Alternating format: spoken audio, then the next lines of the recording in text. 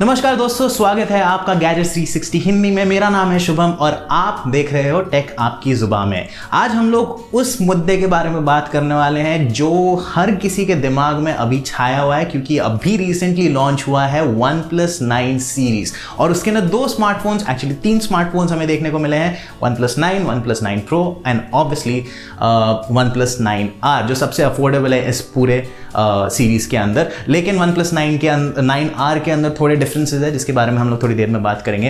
पर जो मेन जो टॉपिक है वो आज हमारा ये होगा कि ये जो प्राइस है नए स्मार्टफोन्स का, ये क्यों लोगों के साथ में सही नहीं बैठ रहा है। क्यों लोगों को ऐसा लग रहा है कि जो नए स्मार्टफोन्स आए हैं OnePlus से वो अभी भी काफ़ी हद तक ओवर प्राइस्ड है, और जो 10,000 रुपीज़ का जो प्राइस हाइक रहा है हर साल तक अभी पिछले कुछ 3 या 4 सालों से, जो OnePlus ने जब भी नए स्मार्टफोन्स लॉन्च किए हैं वो हमेशा अपने स्मार्टफोन के प्राइसेस हाइक कर देते हैं, तो उसको कैसे जस्टिफाई किया जा सकता है इस साल।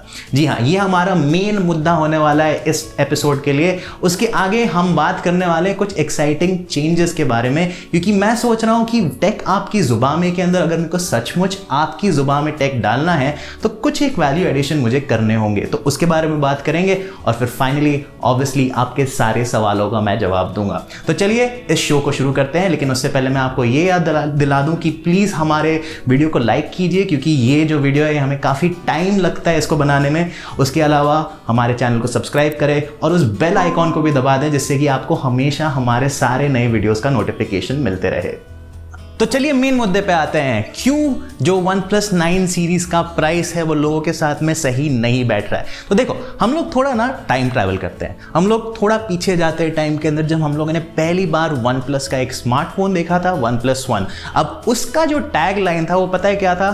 The flagship killer. वो इसलिए था क्योंकि उस टाइम पे जो Galaxy S सीरीज के स्मार्टफोन्स थे या फिर कोई भी हमारे पास में और फ्लैगशिप एंड्रॉयड स्मार्टफोन्स थे, वो काफ़ी हद तक ओवर प्राइस्ड हमें दिखते थे। और जब हमने पहली बार इस ऐसे स्मार्टफोन को देखा जिसके अंदर काफ़ी हद तक फ्लैगशिप लेवल परफॉर्मेंस वाले कंपोनेंट्स हैं, लेकिन वो फिर भी एक अफोर्डेबल प्राइस पॉइंट पे बिक रहा है, तो हम लोगों का थोड़ा दिमाग हिल गया था। अब मैं ये तो ऑब्वियसली कह सकता हूँ कि जो ये OnePlus 1 जो था ये इंडिया में काफ़ी लेट आया था, उसके लॉन्च के काफ़ी टाइम बाद आया था, लेकिन जल्द ही उसने काफ़ी हद तक एक पॉपुलैरिटी गेन कर ली थी, एक कल्ट फॉलोइंग गेन कर ली थी। और स्टार्टिंग में मेरे ख्याल से 2015 तक वही लोग OnePlus के स्मार्टफोन्स को खरीदते थे जो थोड़े टेक सैवी हुआ करते थे, जो थोड़े हिप अपने आप को समझते थे कि हाँ ये OnePlus का जो ब्रांड है यार कोई नहीं जानता है, लेकिन इसका जो स्मार्टफोन है ये काफ़ी तगड़ा है। तो उसके बाद में उन्होंने काफ़ी हद तक अपनी मार्केटिंग की और इंडिया के अंदर उनका जो मेन जो प्रेजेंस है उसको फील कराना शुरू किया, लोगों के दिमाग में डाला कि यार ये जो स्मार्टफोन है ये एक बहुत ही रैशनल बाय है।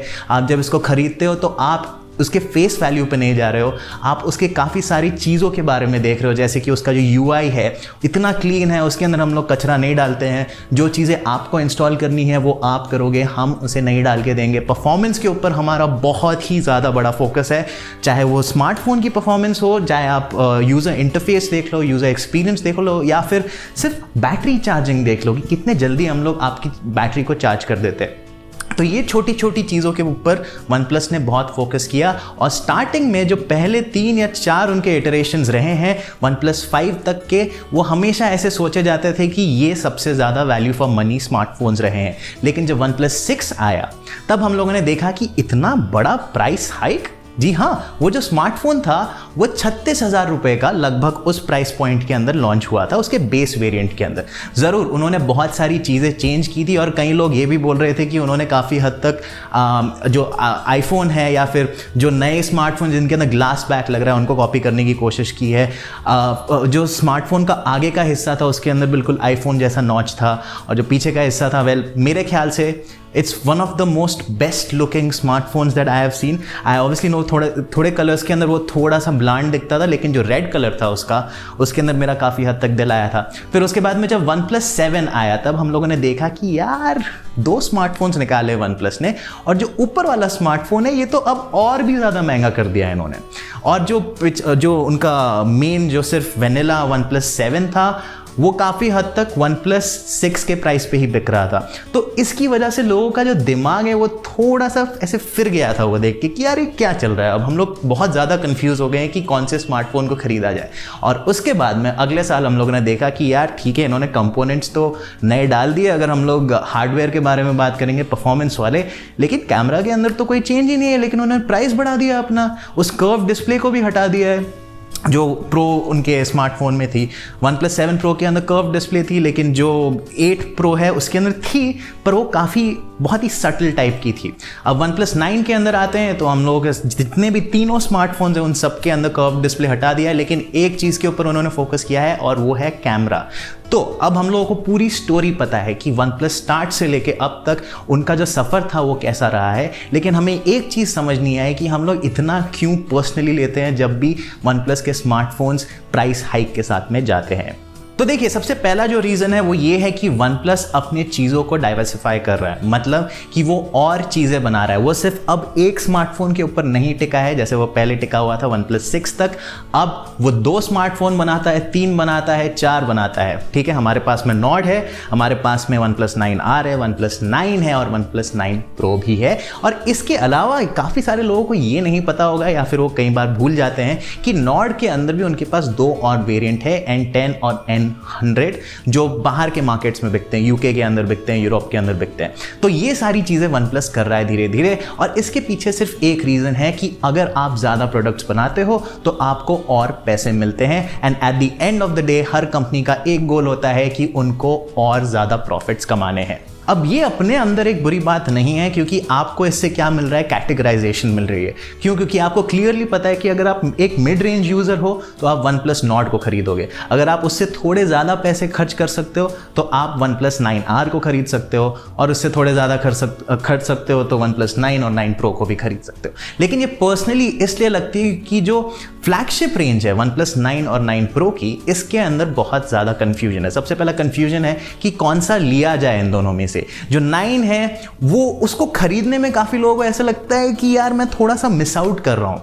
क्यों मिस आउट कर रहा हूँ? क्योंकि अगर मैं थोड़े से और पैसे लगा देता तो OnePlus 9 Pro खरीद लेता। अब दूसरी जो कन्फ्यूजन है वो ये आती है कि आपके पास में 2 और इसके मेन कंपेटिटर्स हैं, एक तो है iPhone और एक है Samsung Galaxy S21 की पूरी सीरीज अगर देखी जाए तो इसके अंदर लोगों को क्यों पर्सनली लगता है, क्योंकि उनको लगता है कि अगर सैमसंग अपने स्मार्टफोन बना रहा है जिनके अंदर ऐसे ही जो फीचर्स हैं, परफॉर्मेंस हो गई, बाकी सारी चीज़ें भी हो गई, लेकिन इनके कैमराज अच्छे हैं, तो ये ऐसा OnePlus क्यों नहीं कर सकता है। उन्होंने कोशिश काफ़ी की है, लेकिन आपको एक चीज़ दिमाग में रखनी पड़ेगी कि इस प्राइस पॉइंट के अंदर जो OnePlus अपने आप को प्लेस कर रहा है अभी, उसके अंदर आपको काफ़ी हद तक एक डिसेंट कैमरा सेटअप मिल रहा है। लेकिन हमारी जो एक्सपेक्टेशंस थी वो काफ़ी स्काई हाई कर दी थी, क्योंकि वो हैसेलब्लैड की पूरी एक पार्टनरशिप थी जो सिर्फ एक कलर साइंस तक ही सीमित रह गई थी। तो उसकी वजह से लोगों की जो एक्सपेक्टेशंस थी वो बहुत हाई थी। लेकिन जब हमने प्रोडक्ट को देखा और जब हमने कैमरा सैम्पल्स को देखे, हमने तो अभी नहीं डाले, हम लोगों का रिव्यू जल्दी आएगा, लेकिन जब हमने कैमरा सैम्पल्स को देखा तो हम लोगों को ऐसा लगा कि यार थोड़ा सा डिसअपॉइंटमेंट आ रही है हमारे पास में। तो ये हमारा सेकंड रीजन है कि लोगों के साथ में ये चीज़ें क्यों नहीं बैठती है। एक तो थी पहले कन्फ्यूजन, और ये दूसरी और कन्फ्यूजन कि यार बाकी स्मार्टफोन्स जो है वो इतना दे रहे हैं लेकिन आप इतना क्यों नहीं दे रहे हो। तो देखो, इसके पीछे जो फंडा है वो सिंपल सा है कि OnePlus जो है वो हमेशा से अंडर कट करने के अंदर बिलीव करता है प्राइसेस के अंदर।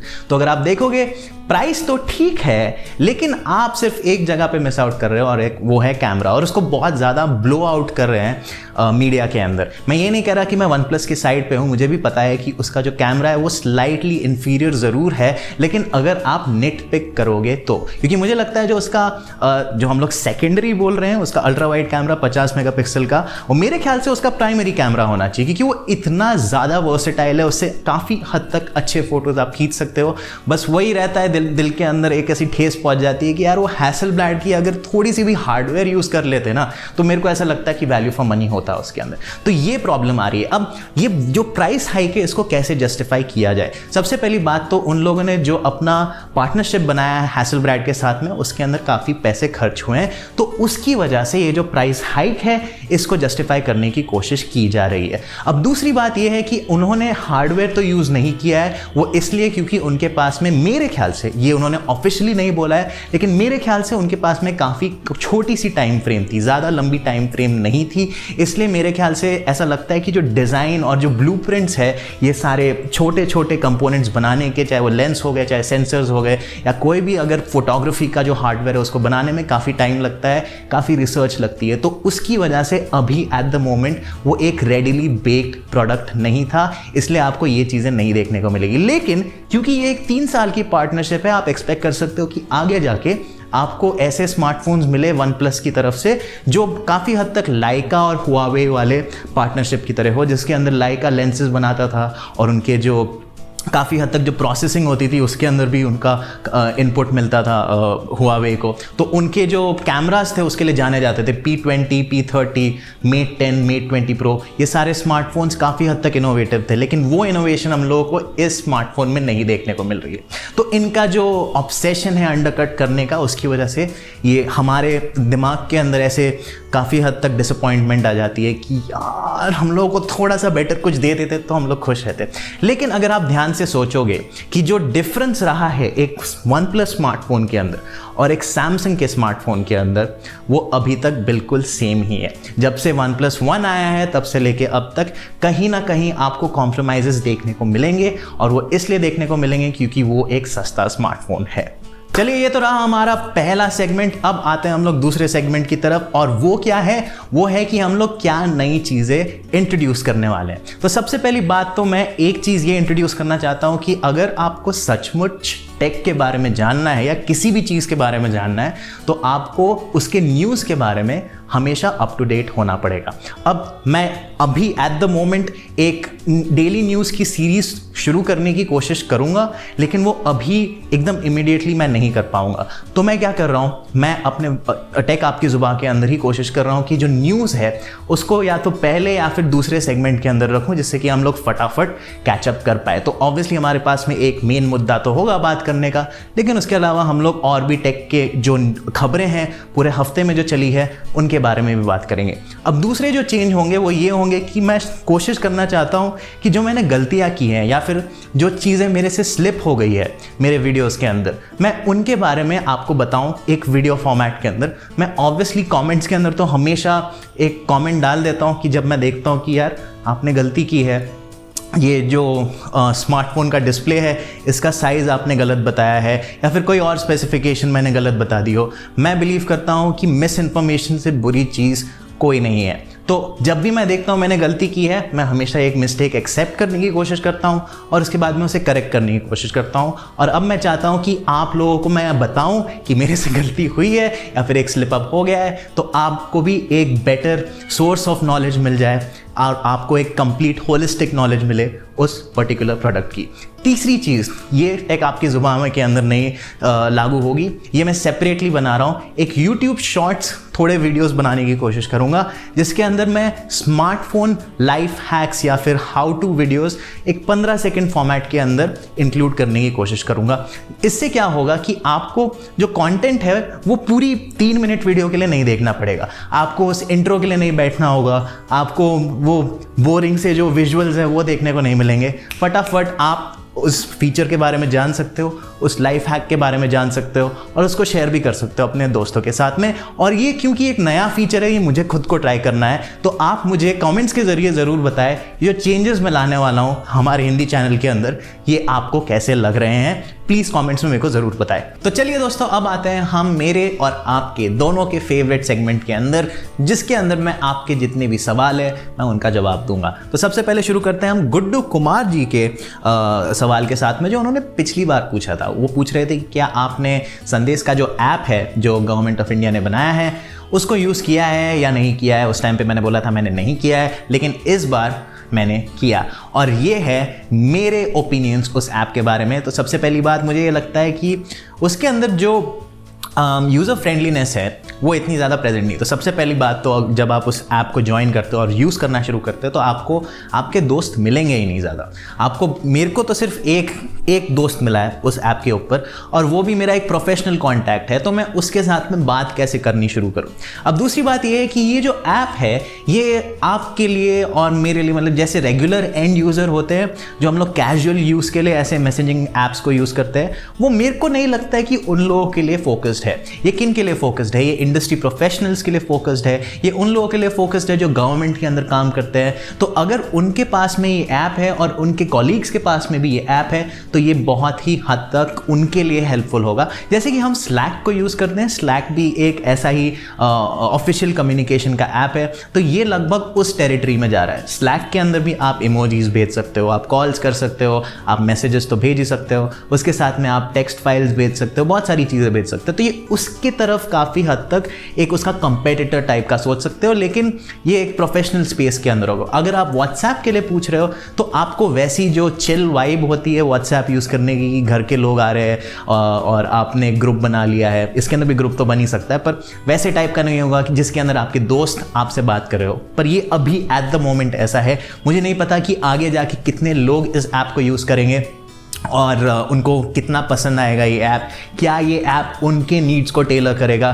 क्योंकि एट द मोमेंट मैं नहीं देख रहा हूँ कि इसके अंदर आप स्टिकर्स भेज सकते हो या फिर कुछ एक ऐसी फ़न चीज़ें कर सकते हो जो आप व्हाट्सएप के ऊपर करते हो। जैसे हम लोग स्टोरीज़ डाल देते हैं व्हाट्सएप के ऊपर, हम लोग सिग्नल के अंदर स्टोरीज तो नहीं डालते लेकिन और बहुत सारी चीज़ें कर लेते हैं, टेलीग्राम के अंदर भी और बहुत सारी चीज़ें कर लेते हैं। इसके अंदर आप कॉलिंग कर सकते हो, लेकिन फिर वही बात है कि आप किसको कॉल करोगे अगर आपके पास में कॉन्टैक्ट्स ही नहीं है तो ये रही हमारी जो कंपैरिजन है संदेश ऐप और व्हाट्सएप के बीच में, और ये मेरी ओपिनियन थी उसके बारे में। मैं आशा करता हूँ कि मैंने आपको ज़रूर बताया हो गुड्डू जी कि मेरे क्या ओपिनियंस हैं, मेरे क्या थॉट्स हैं। मैं इसको ज़्यादा अच्छे से यूज़ नहीं कर पाया क्योंकि मेरे पास कोई दोस्त ही नहीं था बात करने के लिए, पर ठीक है, पर मैंने उसके अंदर थोड़ी डिगिंग अराउंड की और मैंने ज़रूर थोड़ा सा उसके साथ में टाइम स्पेंड भी किया था। अगला क्वेश्चन आ रहा है हमारे पास अंशुल जी से। वो ये पूछना चाहते हैं कि Redmi Note 10 एक ऑलराउंडर डिवाइस है या नहीं है, और इसके अंदर जो सेल्फी कैमरा है वो कैसे फ़ोटोज़ क्लिक करता है, और इसका जो Snapdragon 678 प्रोसेसर है वो मल्टीटास्किंग के लिए परफेक्ट है या नहीं है। मैं क्षमा चाहता हूँ उस हॉर्न के बारे में, क्योंकि ये जो हॉर्न वाली सिचुएशन है इसको मैं फिक्स नहीं कर सकता, पर ठीक है, अभी हम लोग क्वेश्चन के ऊपर फोकस करते हैं। तो क्वेश्चन, सबसे पहला क्वेश्चन तो ऑब्वियसली ये है कि ऑलराउंड परफॉर्मेंस देता है। जी हाँ, ये काफ़ी हद तक आपको ऑलराउंड परफॉर्मेंस दे देता है उस प्राइस के अंदर। मेरे ख्याल से ये one of my favourite smartphones है। आपके पास में उसके विकल्प भी है, जैसे कि आपके पास में Narzo 30A ज़रूर है, और आपके पास में G10 और G30 दोनों जो स्मार्टफोन्स मोटोरोला ने लॉन्च किए हैं वो भी है। लेकिन ये G30 भी एक ऑलराउंडर तो है, लेकिन इसके अंदर आपको जो मेरे ख्याल से जो कैमरा है वो बेटर देखने को मिलेगा। G30 is like a master of is a jack of all trades, master of none. ये थोड़ी सी एक दो जगह पे स्पेशलाइज कर लेता है, आपको थोड़ी सी मार्जिनली बेटर परफॉर्मेंस दे देगा। अगर आप सेल्फी कैमरा के बारे में पूछ रहे हो तो इसका सेल्फी कैमरा भी काफ़ी हद तक अच्छा है, आप उससे फ़ोटोज़ अच्छी खींच सकते हो। और उसके अलावा जो आपका जो लास्ट क्वेश्चन है मल्टीटास्किंग के लिए परफेक्ट है इस प्राइस पॉइंट के अंदर, मेरे ख्याल से तो ठीक है। अगर आप एकदम पूरा पावर हाउस लेना चाहते हो तो आपको Narzo 30A की तरफ देखना पड़ेगा।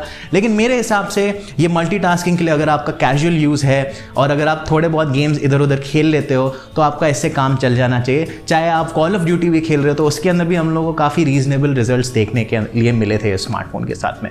आशा करता हूँ आपका जो क्वेश्चन है वो मैंने ढंग से रिप्लाई या फिर उसका जवाब मैंने ढंग से दिया हो, जिससे कि आपको चीज़ें समझ में आई हो।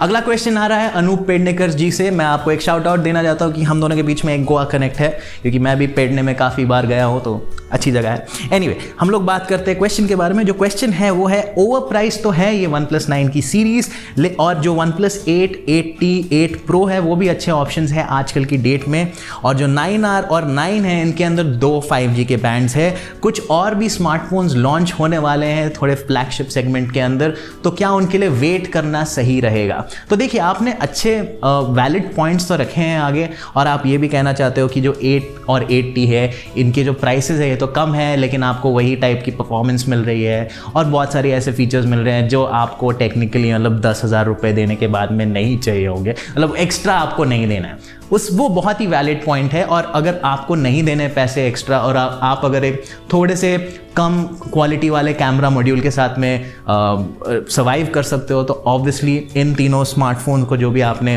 80 और 8 और 8 प्रो के बारे में जो भी बात की है, उनको लेने के बारे में सोच सकते हो। अगर आप लेना चाहते हो इनमें से एक, तो मेरा जो पर्सनल पिक होगा वो होगा 8 प्रो। मुझे काफ़ी पसंद आया था वो स्मार्टफोन। हाँ, तो ये रहा आपका पहला आंसर। जो दूसरा है वो है आपको वेट करना चाहिए दूसरे स्मार्टफोन्स के लिए या नहीं। तो ये थोड़ा सा डाइसी क्वेश्चन है। आप वेट करोगे तो आप उससे क्या पाओगे? ठीक है, एक बेटर कैमरा तो मिल जाएगा। अगर आप वेट करोगे तो Mi 11 आने वाला है, मेरे को नहीं पता कब, पर जल्द ही आने वाला है। तो अगर आप उसके लिए वेट करोगे तो आपको ऑब्वियसली बेटर कैमरा तो मिलेगा इससे, वन प्लस से। लेकिन मेरे को नहीं पता कि वो उतना वर्सेटाइल होगा या नहीं। जैसे मैंने आपको बोला, जो 50 मेगापिक्सल है, जो अल्ट्रा वाइड के अंदर हम लोगों को 50 मेगापिक्सल देखने को मिल रहे हैं, वो मेरे ख्याल से मेरा पर्सनल फेवरेट फीचर रहा है बहुत रीसेंट स्मार्टफोन्स के अंदर, क्योंकि मेरे को बहुत पसंद आता है अल्ट्रा वाइड फोटोग्राफी के अंदर। लेकिन जब भी देखता हूँ 8 मेगापिक्सल 12 मेगापिक्सल के कैमरा होते हैं, तो आपको क्या मिल जाएगा वेट करने से? प्रोसेसिंग पावर ऑलमोस्ट सेम रहने वाली है सारे स्मार्टफोन्स की। दूसरे स्मार्टफोन्स के अंदर अनलेस एंड अनटिल अगर आपको उनके जो UIs है वो पसंद आते हैं, तो ज़्यादा सेंस नहीं बनेगा। और अगला जो स्मार्टफोन ये वन प्लस सीरीज़ के अंदर जो रीहॉल होने वाला है, उसके लिए अभी टाइम है, वो T सीरीज़ आने के लिए। तो मेरे ख्याल से आप अगर स्मार्टफोन अभी लेना चाहते हो तो काफ़ी हद तक एक सेफ स्पॉट है। ऐसी कोई पैथ ब्रेकिंग इनोवेशंस नहीं देखने को मिलेगी अनटिल अनलेस आप एक आईफोन लेना चाहते हो या फिर ऐसा कुछ। उसके बारे में भी कुछ एश्योरिटी या फिर श्योरिटी नहीं है कि उन स्मार्टफोन्स के अंदर भी हम लोग को नया डिज़ाइन देखने को मिलेगा या फिर बहुत ही इनोवेटिव कोई नया फीचर देखने को मिलेगा। अगला क्वेश्चन आता है हमारे पास में बंटी ठाकुर जी से, और वो ये पूछना चाहते हैं कि OnePlus 9 और 9R के बीच में कौन सा बेटर स्मार्टफोन होगा, और इन दोनों के अंदर अगर आपको स्मार्टफोन लेना है 3 साल तक फ्यूचर प्रूफिंग दिमाग में रख के, तो आपको कौन सा लेना चाहिए। तो देखो, परफॉर्मेंस वाइज मैं क्या ही बताऊं, जितने भी OnePlus के स्मार्टफोन्स रहे हैं अब तक, चाहे उनके अंदर कम रैम भी हो चाहे ज़्यादा रैम भी हो, वो उनके जो सॉफ्टवेयर अपडेट्स हैं वो बहुत ही स्विफ्टली आ जाते हैं। और मैं ये एक स्ट्रेच तक जाके कहूँगा कि ऑलमोस्ट आईफोन लेवल तक हम लोगों को कंसिस्टेंसी देखने को मिलती है वन प्लस स्मार्टफोन्स के अंदर। तो जो फ्यूचर प्रूफिंग है उसके बारे में आप उसको थोड़ा साइड में रख सकते हो। अगर आपको एक बजट स्मार्टफोन लेना है तो आप ऑब्वियसली OnePlus 9R के लिए जा सकते हो। लेकिन 9 के अंदर क्या होगा, आपको भी ऐसा थोड़ा सा लगेगा कि यार मैं मिस आउट कर रहा हूँ। अगर मैं थोड़े से पैसे ज़्यादा दे दूंगा तो OnePlus 9 Pro खरीद सकता हूँ, और अगर उससे भी ज़्यादा अगर आपको पैसे देने हैं तो आप ऑब्वियसली S21 की तरफ देख सकते हो। पर जो OnePlus 9 है वो थोड़ा सा कंफ्यूजिंग होगा। तो आप प्लीज़ अपने प्रायोरिटीज़ देखो कि आप क्या जी सकते हो उस कैमरा मॉड्यूल के साथ में, क्योंकि जो परफॉर्मेंस है उसके अंदर मेरे ख्याल से आपको ज़्यादा चेंजेस देखने को नहीं मिलेंगे अनटिल अनलेस आप बहुत ही हैवी गेमिंग करते हो। 870 और 888 प्रोसेसर्स जो है ऑब्वियसली एक नॉच ऊपर है 888, पर आप उतने माइन्यूट परफॉर्मेंस डिफरेंस का क्या ही कर लोगे। तो आप अपने प्लीज़ प्रायोरिटीज़ एक बार लिख लो, आप एक प्रोज एंड कॉन्स की लिस्ट बना लो, उससे आपके भी आंसर आप अपने आप दे पाओगे और उससे आपको बेटर क्लैरिटी रहेगी। क्योंकि इस क्वेश्चन के अंदर मेरे को काफ़ी हद तक क्लैरिटी नहीं है कि आपका जो यूज़ केस है वो क्या है। क्या आप एक इन्फीरियर कैमरा के साथ में रह सकते हो या फिर नहीं रह सकते हो। अगला क्वेश्चन आता है हमारे पास में क्लिक मिस्टर वर्ल्ड से, और वो ये पूछना चाहते हैं कि OnePlus की प्राइस कितनी होगी, क्या ये स्मार्टफोन iPhone 12 को टक्कर दे सकता है। इसके ऊपर एक आप सेपरेट वीडियो बनाओ। मैं कोशिश करूंगा कि हमारे पास में एक प्रॉपर कंपैरिजन रहे 3 स्मार्टफोन्स के बीच में, प्राइमरीली OnePlus 9 Pro, S21, मेरे ख्याल से S21 अल्ट्रा हम लोग पिक करेंगे, और iPhone 12 Pro Max या फिर 12 Pro। दोनों इन स्मार्टफोन्स में से 3 स्मार्टफोन्स को हम सिलेक्ट करेंगे और उसके ऊपर एक कंपैरिजन बनाने की कोशिश करेंगे, और आपका जो क्वेश्चन है उसका आंसर देने की ज़रूर कोशिश करेंगे। अगला क्वेश्चन आ रहा है हमारे पास अंशुल की तरफ से, और वो ये पूछना चाहते हैं एक कंपैरिजन Redmi Note 10 और Galaxy M12 के बीच में। तो अगर आप पिछली टेक आपकी ज़ुबान में की वीडियो को देखोगे तो उसके अंदर मैंने इस क्वेश्चन को काफ़ी हद तक काफ़ी इन डेप्थ में आंसर किया है। हमारे पास में एक और व्यूअर थे जिन्होंने सेम क्वेश्चन छोड़ा है, तो मैं आपको प्लीज़ रेकमेंड करना चाहता हूँ कि आप पिछला वाला जो एपिसोड है उसे ज़रूर देखिए। उससे आपको ना ही सिर्फ उसके बारे में पता चलेगा पर फिर बहुत सारी और चीज़ों के बारे में भी पता चलेगा। तो प्लीज़ उस एपिसोड को ज़रूर चेक करें और आपको आपके जितने भी क्वेश्चंस हैं वो सारे पता चल जाएंगे। बस एक क्वेश्चन नहीं पता चलेगा सेल्फी कैमरा के बारे में, उसके बारे में मैंने इस एपिसोड के अंदर बता दिया है कि वो अच्छी सेल्फीज़ ले लेता है, लेकिन इस प्राइस पॉइंट के लिए। अगला कमेंट जो है वो हमारे पास आ रहा है मुकेश कुमार जी से, और उन्होंने कोई क्वेश्चन तो नहीं पूछा है लेकिन उन्होंने अपनी टिप्पणी ज़रूर दी है कि उनको जो प्राइसिंग है स्मार्टफोन की वो ज़्यादा भाई नहीं है। और वो ये भी बोल रहे हैं कि अगर आप इन्होंने जो हैसेलब्लैड के साथ में पार्टनरशिप की है ब्रांडिंग के ऊपर, उससे देखो यार OnePlus के स्मार्टफोन्स काफ़ी हद तक ठीक रहे हैं उनके प्राइस पॉइंट के लिए, लेकिन इसके अंदर क्योंकि हैसेलब्लैड है उससे आपका चेहरा तो नहीं बदलने वाला है, आप जैसे हो वैसे ही दिखने वाला है। आपका जो ऑब्जर्वेशन है बिल्कुल 100% करेक्ट है, उसके अंदर मेरे को कोई भी ऑब्जेक्शन नहीं है। और उसके अलावा ये भी बोल रहे हैं कि उनके हिसाब से जो नया स्मार्टफोन है इसका प्राइस होना चाहिए था 50 से 55,000 रुपीज़ के बीच में। हाँ, पर हम लोग ये भी देख सकते हैं कि हमारी जो तंगी है वो भी चल रही है, उसकी वजह से हम लोग कई सारे स्मार्टफोन्स को देख रहे हैं जिनके प्राइसेस बढ़ते जा रहे हैं और कंपोनेंट्स को बनाने का भी प्राइस बढ़ते जा रहा है। तो मेरे ख्याल से हाँ, आपकी बात सही है, 50-55 हज़ार का होना चाहिए था, लेकिन सैडली नहीं है इस बार।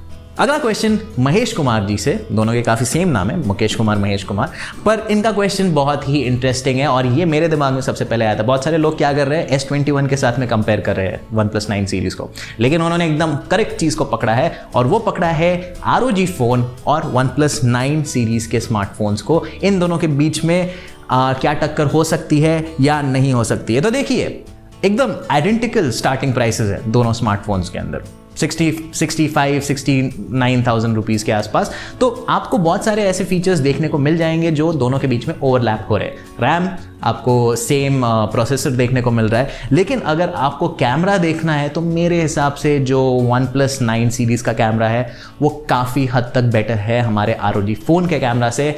इवन तो आपके पास में हाँ, जो सेंसर का रेजोल्यूशन है वो ज़्यादा है ROG फ़ोन के अंदर, लेकिन अगर आप वर्सेटैलिटी देखोगे उस अल्ट्रा वाइड कैमरा की वजह से, तो आपका जो OnePlus 9 है उसकी तरफ ज़्यादा ग्रेविटेशन होगा, आप उसकी तरफ ज़्यादा जाओगे। और अगर आप मतलब टॉप एंड की तरफ भी जाना चाहते हो तो आपको सिमिलर रैम वेरिएंट्स देखने को मिलेंगे, लेकिन ऑब्वियसली ROG फ़ोन के अंदर बहुत सारे फीचर्स गेमिंग की तरफ ज़्यादा फोकस्ड हैं और जो हमारे OnePlus 9 के जो फीचर्स है वो ज़्यादातर ईज़ ऑफ लाइफ की तरफ फोकस्ड है। तो आपको अपनी प्रायोरिटी स्ट्रेट करनी पड़ेगी। जो ROG फ़ोन है वो ऐसा लगेगा आपको कि आप एक इटालियन स्पोर्ट्स कार के साथ में जी रहे हो, देखने में बहुत अच्छा है, इंटरेस्टिंग है, लेकिन हर किसी को नहीं बात है। और इसके अंदर बहुत सारे ऐसी चीज़ें हैं जैसे कि वो मॉड्यूलर जो आपको एक्सेसरीज मिल जाती है वो भी लगाने को मिल जाएगी उसके अंदर, और ये मतलब काफ़ी फ्लैशी सा है स्मार्टफोन, चमकता है अलग से, तो ये काफ़ी हद तक एक इटालियन स्पोर्ट्स कार की तरफ है। और अगर आप OnePlus 9 सीरीज स्मार्टफोन को देखोगे तो काफ़ी हद तक एक लग्जरी कार की जैसा है जिसके अंदर एक बहुत ही पावरफुल इंजन दिया है। तो आपकी जो लाइफ के प्रायोरिटीज़ है उसके ऊपर डिपेंड करता है कि आपको इन दोनों स्मार्टफोन्स में से कौन सा पकड़ना चाहिए। चलिए, हमारे पास में अगला कमेंट है अभिषेक पटेल का, और वो ये बोलना चाहते हैं कि OnePlus 9 सीरीज़ दमदार तो है, लेकिन अगर उसका प्राइस सही नहीं है तो क्या पॉइंट है स्मार्टफोन को बनाने का, क्योंकि वो बिकेगा ही नहीं ढंग से। आपका जो पॉइंट है वो काफ़ी हद तक वैलिड है, लेकिन हम लोगों को एक क्वार्टर तक रुकना पड़ेगा, या फिर अगर हम लोग को एक थोड़ा अच्छा एस्टिमेट चाहिए तो 1 साल तक रुकना पड़ेगा और उनके फिगर्स देखने पड़ेंगे कितने स्मार्टफोन्स बिके OnePlus 9 सीरीज़ के। लेकिन इसके अलावा अभिषेक पटेल जी ने मेरे को इस वीडियो के अंदर मतलब कम्युनिटी पोस्ट के अंदर ये ज़रूर बोला था कि यार आपने मेरा पिछले वीडियो के अंदर क्वेश्चन नहीं लिया था। मैंने कम्युनिटी पोस्ट पिछले वीडियो की भी चेक की थी, उसके अंदर भी अभिषेक पटेल जी ने सिर्फ एक कमेंट छोड़ी थी जिसके अंदर वो अपनी राय देना चाह रहे थे, पर मेरे को कोई भी क्वेश्चन नहीं देखने को मिला था। तो अगर मेरे से कोई क्वेश्चन मिस हो गया है तो प्लीज़ इस वीडियो के कमेंट में ज़रूर डाल दीजिए, जिससे कि मैं अगले वीडियो के अंदर आपका जो क्वेश्चन है उसे पकड़ सकूं। अगला क्वेश्चन है हमारे पास में श्रेय कौशिक जी का, और वो ये पूछना चाहते हैं कि हैसेलब्लैड की जो पार्टनरशिप है OnePlus 9 सीरीज़ के अंदर या OnePlus 9 के अंदर स्पेसिफिकली, क्या सिर्फ उसकी वजह से आपको OnePlus 9 खरीदना चाहिए? OnePlus 8T भी एक अच्छा विकल्प है। तो आपका जो ऑब्जर्वेशन है वो काफ़ी हद तक अच्छा है, लेकिन अगर आप एक फोटोग्राफी एंथुजियस्ट हो तो आपको ज़रूर OnePlus 9 लेना चाहिए, क्योंकि उसके अंदर जो 50 मेगापिक्सल का कैमरा है, जिसके बारे में मैं एटलीस्ट 4 बार बोल चुका हूँ इस वीडियो के अंदर, वो काफ़ी हद तक एक अपग्रेड है OnePlus 8T के कैमरा सिस्टम के ऊपर। और उसके अलावा अगर आपको थोड़े से प्रोसेसर बेनिफिट्स मिल रहे हैं तो उसमें भी क्या हर्ज है। तो प्लीज़ अगर आपको कैमरा के हिसाब से देखना है तो हाँ, मतलब जो एक्स्ट्रा प्राइस का जो गैप है वो काफ़ी हद तक वर्थ इट होगा, क्योंकि अगर आपको उससे बेटर कैमरा सिस्टम चाहिए तो या तो फिर आपको एक परफॉर्मेंस के ऊपर कॉम्प्रोमाइज़ करके थोड़ा गूगल पिक्सल की तरफ जाना पड़ेगा, या फिर अगर आपको उससे बेटर कैमरा चाहिए तो थोड़े से और पैसे स्पेंड करके जो सैमसंग के जो स्मार्टफोन हैं और जो नए आईफोन के स्मार्टफोन्स हैं उनकी तरफ देखना पड़ेगा। अगर आपको नया आईफोन भी नहीं खरीदना है, अगर आपको पुराना आईफोन खरीदना है तो आप उसको भी खरीद सकते हो, लेकिन आप दिमाग में ये रखिए कि जो आईफोन 10R है उसको 2 साल होने वाले हैं और जो आईफोन 11 है उसको 1 साल होने वाला है। तो आप अपने जो प्रायोरिटीज़ उसको स्ट्रेट कर लेना। अगर आपके पास में आईफोन का इकोसिस्टम है तो आप आईफोन को देख सकते हो, क्योंकि उससे क्या होता है, आपकी जो भी वीडियोज़ है, जो फोटोज़ है, वो फटाफट आप सिंक कर सकते हो। मेरी तरह नहीं, जिसके अंदर मेरे पास आईफोन तो है लेकिन मेरे पास विंडोज़ का डिवाइस है, अब मेरे को पता नहीं उसके साथ में करना क्या है, क्योंकि मैं फ़ोटोज़ तो अब सिंक नहीं कर सकता अनलेस अनटिल मैं उसका iCloud यूज़ जो iTunes है उसे यूज़ करूँ। तो ये सारी चीज़ें, ये सारे फैक्टर्स आपको दिमाग में रखने पड़ेंगे जब भी आप एक आईफोन के स्मार्टफोन को ख़रीदना चाहते हो या फिर एंड्रॉयड के स्मार्टफोन को ख़रीदना चाहते हो। तो मैं आशा करता हूँ कि मैंने आपका जो क्वेश्चन है उसको ढंग से आंसर किया हो। अगला क्वेश्चन हमारे पास आया महेश जी से, और वो ये पूछना चाहते हैं कि यार ये गूगल डायलर क्यों डाल रहे हैं हर एंड्रॉयड स्मार्टफोन के अंदर? हमें कॉल रिकॉर्डिंग बहुत प्यारी है, हमें बहुत ज़रूरत पड़ती है कॉल रिकॉर्डिंग की, और इसके बहुत सारे रीजन होते हैं। ये सिर्फ इसलिए नहीं क्योंकि आप किसी की प्राइवेसी ख़राब करना चाहते हो, बिना बताए उनकी कॉल रिकॉर्ड करना चाहते हो, पर इसलिए भी क्योंकि कभी कभी आप अगर किसी ऊबर ड्राइवर को कॉल कर रहे हो और वो अगर मना कर रहा है और फिर अगर आपके पैसे काट लिए जाते हैं ऊबर से, तो आपके पास में कुछ तो उसका प्रूफ हो। ये तो एक छोटा सा उसका एक मैं आपको एक उदाहरण दे रहा हूँ, एग्जाम्पल दे रहा हूँ, पर ऐसी बहुत सारी चीज़ें होती हैं। तो ये क्यों हो रहा है? देखो, बहुत सारी कंट्रीज़ के अंदर, जैसे ऑस्ट्रेलिया हो गया, और मेरे ख्याल से एक सेकंड में सारी कंट्रीज़ का नाम, ऑस्ट्रेलिया, कनाडा, इन सारी कंट्रीज़ के अंदर ऐसा हम लोगों को देखने को मिला है कि जो उनका लॉ है वो ये बोलता है कि आप कॉल रिकॉर्डिंग्स नहीं कर सकते हो। तो ऑब्वियसली जो एंड्रॉयड इकोसिस्टम है ये हर किसी को लागू होता है और ये पूरे वर्ल्ड वाइड चलता है, और इसको ये सिंस ओपन सोर्स है तो जो यूआई मेकर्स है वो उसको उठा के अपनी चीज़ें उसके अंदर डाल सकते हैं। तो सिंस जो एंड्रॉयड स्मार्टफोन्स है वो थ्रू आउट द वर्ल्ड बिकते हैं, इट्स ऑलवेज ईजियर इन लोगों के लिए कि एक फीचर को ऑल टुगेदर हटा दिया जाए इंस्टेड ऑफ ये जो भी लॉ सूट्स वगैरह है इनके अंदर पढ़ने के लिए। तो वो हम लोगों को मेन रीज़न लगता है, ऑल्दो गूगल ने ये डायरेक्टली नहीं बोला है कि इसकी वजह से हम लोगों ने अपना डायलर इंक्लूड करना शुरू किया है, पर कई सारे एक्सपर्ट्स ये ज़रूर बोलते हैं कि इन कंट्रीज़ के लॉज की वजह से जो गूगल है उन्होंने अपना जो डायलर है उसको हर फ़ोन के अंदर मैंडेटरी कर दिया है।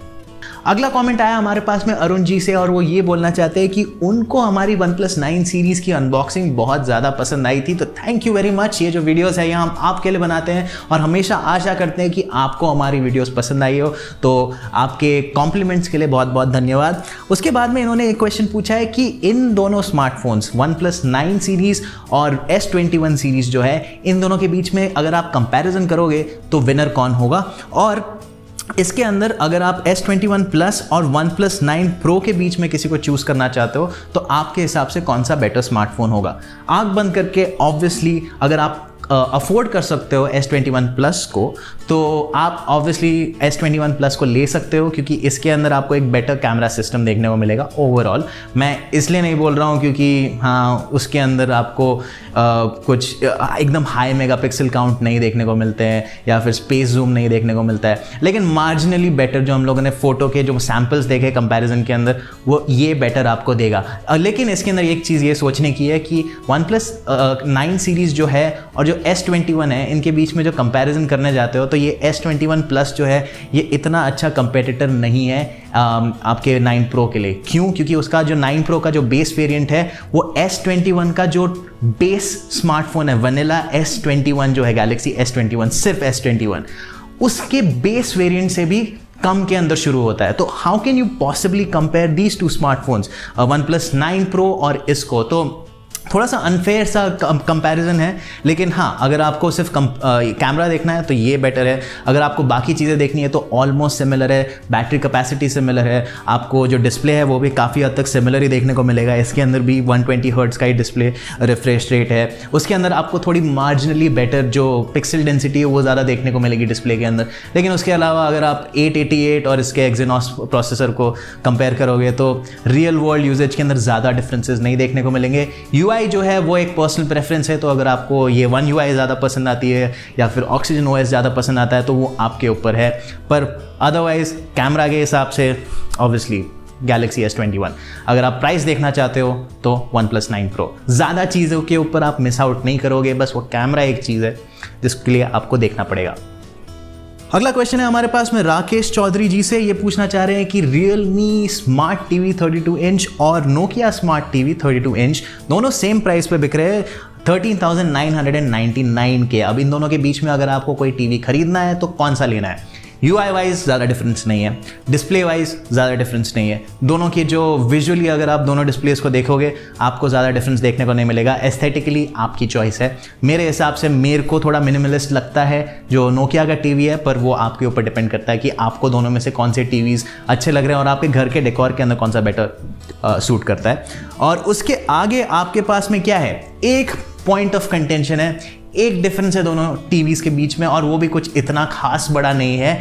जो नोकिया का टीवी है उसके अंदर आपको मिलते हैं 29 वॉट के ओंक्यो ट्यून स्पीकर्स। तो ओंक्यो जाना जाता है अपने स्पीकर्स के लिए, होम थिएटर सिस्टम्स के लिए, और ये काफ़ी अच्छी कंपनी है when it comes to home theatres. तो अगर आपको उसका ट्यून स्पीकर मिल रहा है तो ज़रूर आपको ये नोकिया के जो स्मार्ट टीवी है उसको कंसिडर करना चाहिए।